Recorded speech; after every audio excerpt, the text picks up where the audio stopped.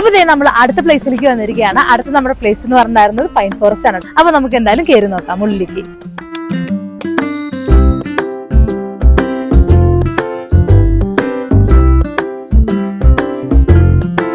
അപ്പൊ ദേ കാണുന്ന മുഴുവനായിട്ടും കാണുന്നത് ദേ നമ്മുടെ പൈൻ ഫോറസ്റ്റ് ആണ് കേട്ടോ.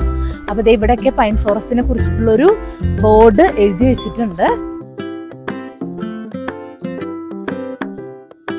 ചിത്ര സിനിമയിലുള്ള ഒരു ഷൂട്ടിംഗ് ഈ ഒരു പൈൻ ഫോറസ്റ്റിന്റെ ഉള്ളിലായിരുന്നു കേട്ടോ. അങ്ങനെ കുറെ സിനിമകളിലൊക്കെ ലൊക്കേഷനാണ് ഈ ഒരു പൈൻ ഫോറസ്റ്റ് എന്ന് പറയുന്നത്.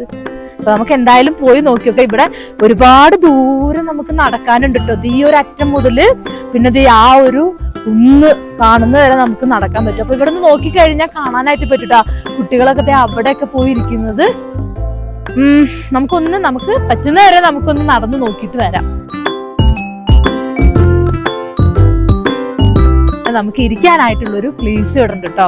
ഇത് പൈന് കൊണ്ടുണ്ടാക്കിയതാണെന്ന് അറിയില്ല. ഭയങ്കര തണുപ്പാണ് കേട്ടോ. ഇപ്പൊ തന്നെ തണുക്കാൻ തുടങ്ങി. കൈയൊക്കെ വിറങ്ങലിച്ചു തുടങ്ങി. എന്റെ കൈ കണ്ടാൽ നിങ്ങൾക്ക് അറിയുമായിരിക്കും.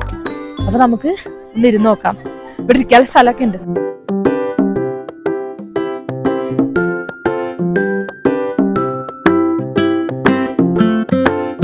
ഇവിടുത്തെ കുതിരകള് നമുക്ക് ഈ അറ്റം മുതൽ ആ അറ്റം വരെ ഉണ്ടെന്നുണ്ടെങ്കിൽ നമുക്ക് കുതിരകൾ ഇവിടെ ഉണ്ട്. അപ്പൊ കുതിരപ്പുറത്ത് നമുക്ക് ഈ അറ്റം മുതൽ ആ അറ്റം വരെ നമുക്ക് പോവാം.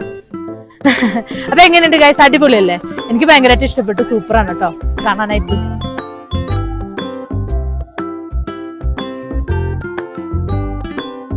ഇതൊക്കെ ഓരോ വെറൈറ്റീസ് ഓഫ് പൈനാണ്. ഇതിന്റെ ഒക്കെ ഒരു വണ്ണം നോക്കിയേ. 2 കൈ എത്തില്ലുണ്ട്, അത്രയും വണ്ണുണ്ട്. അത്രയും വലിയ പൈനാട്ടോ. പക്ഷോ എന്തൊരു നീള, എന്തൊരു ഭംഗിയാ കാണാനായിട്ട്. അതിന്റെ ഇലയൊക്കെ നല്ല രസാ കാണാൻ.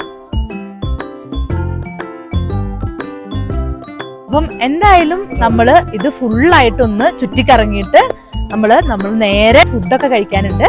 അപ്പൊ ബാക്കി വിശേഷങ്ങളും കാര്യങ്ങളൊക്കെ ആയിട്ട് ഞാൻ അടുത്ത വീഡിയോയിലേക്ക് വരാം. Tata bye bye.